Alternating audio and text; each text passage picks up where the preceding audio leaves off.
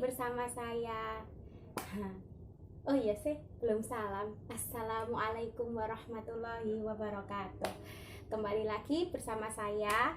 Hari ini saya mau menjelaskan mengenai materi tentang sertifikat wadiah Bank Indonesia. Nah, disimak ya.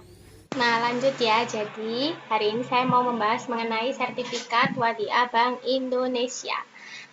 Apa sih sertifikat wadiah Bank Indonesia itu? Bisa dibaca ya. Jadi, sertifikat wadiah Bank Indonesia itu adalah instrumen kebijakan moneter yang bertujuan untuk mengatasi kesulitan kelebihan likuiditas pada bank yang beroperasi dengan prinsip syariah.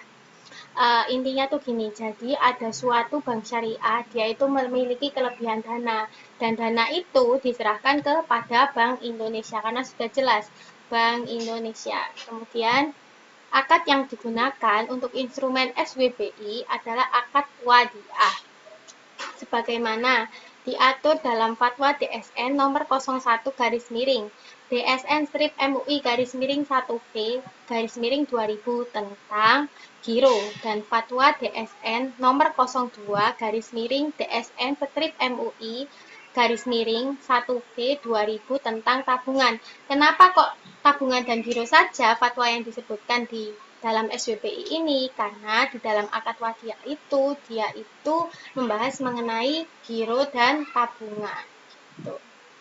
Next.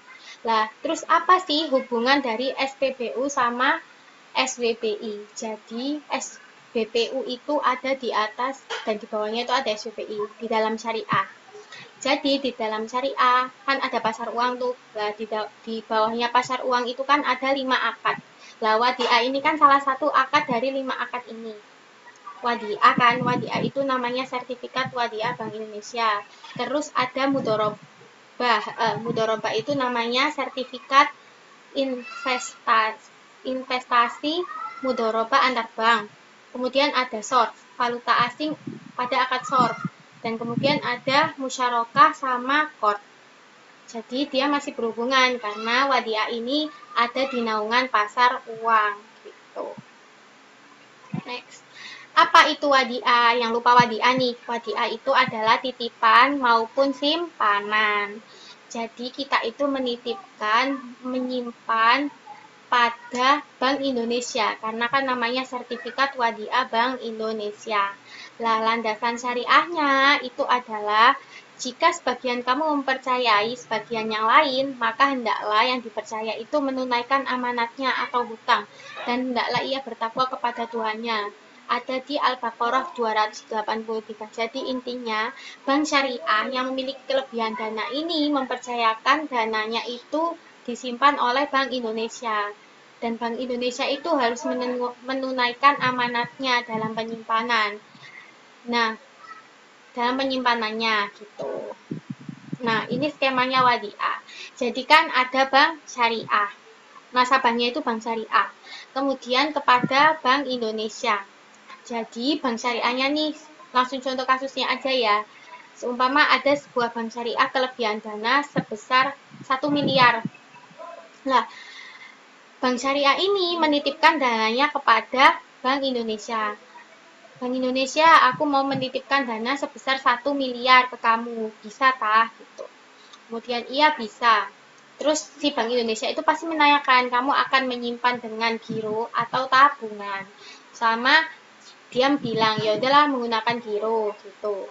Lah, di dalam Bank Indonesia ini dia itu menerapkan apabila dia menitipkan lebih dari 600 juta, maka dia akan mendapatkan bonus.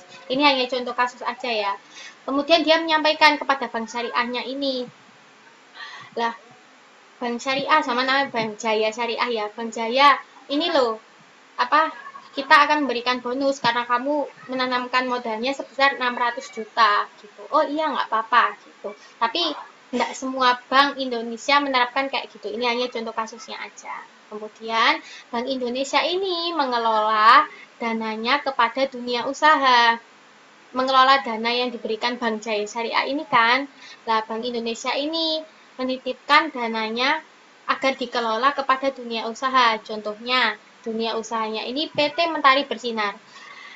Mentari, minta tolong dong, danaku sebesar 1 miliar ini biar dikelola kamu gitu. Nanti untuk bagi hasilnya bisa kita hitung-hitung kembali lah. Ketika si Mentari ini kembali kepada Bank Indonesia sebesar 1.100.000.000, maka 100 jutanya ini kan keuntungan. Lah itu bisa dibagi hasil antara Bank Indonesia dengan PT Mentari Bersinar. Ini kalau mendapat keuntungan. Jadi Bank Indonesia itu bisa mendapat keuntungan ketika dana itu dikelola dengan dunia usaha. Dia itu tidak meminta keuntungan kepada Bank Jaya Syariah, tapi dia mengelola dananya si Bank Jaya Syariah itu dengan dunia usaha. Atau tadi kan contohnya PT Mentari Bersinar, gitu. Nah, itu aja ya yang bisa saya sampaikan hari ini. Bila ada kesalahan mohon dimaafkan. Nun wal qalami wa mayasturun undur mankola walatang dur mankola. Fastabiqul khairat. Wassalamualaikum warahmatullahi wabarakatuh.